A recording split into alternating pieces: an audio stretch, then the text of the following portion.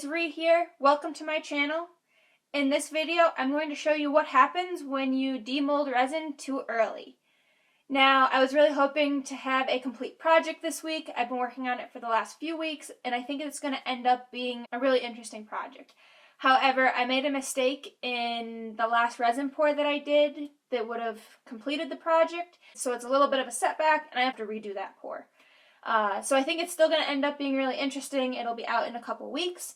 But I wanted to let you guys know what happens if you demold resin too early. And it's not what I expected would happen. This is something if you're interested in doing resin pours or if you're just curious and have been following along. So I thought I'd share this with you. I'm going to take you through really quick what I did leading up to this. So how I made the mold, how I mixed the resin, what dyes I put in it.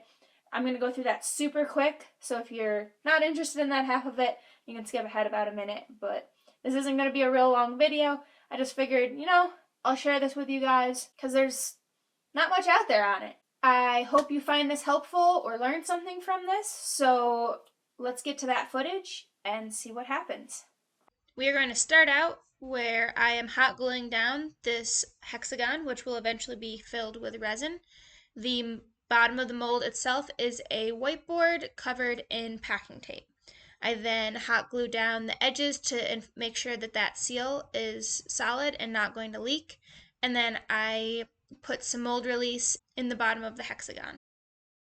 I then mixed up my resin. It was 2 cups total, 1 cup hardener, 1 cup of resin. The main pigment color is powdered black, but there are also flecks of gold, green, and purple, as well as a couple of drops of transparent blue. I like to add the transparent blue to any time I'm doing a transparent color so that it doesn't yellow over time. I then poured it in the mold, and about 10 minutes later I took a heat gun to pop any bubbles that had surfaced.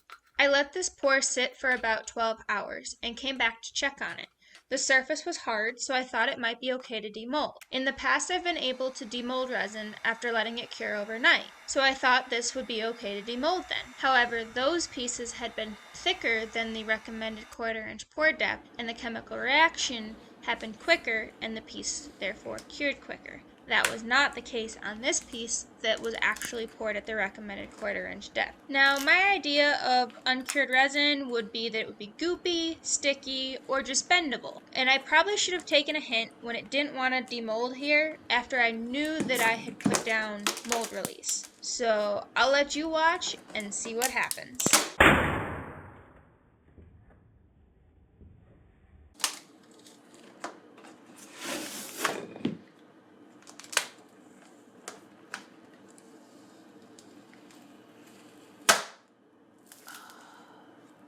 It fractured it. Well, that didn't work. Okay, so in this case, the resin fractured. This was totally unexpected, and obviously it would depend on how far along in the cure process it was.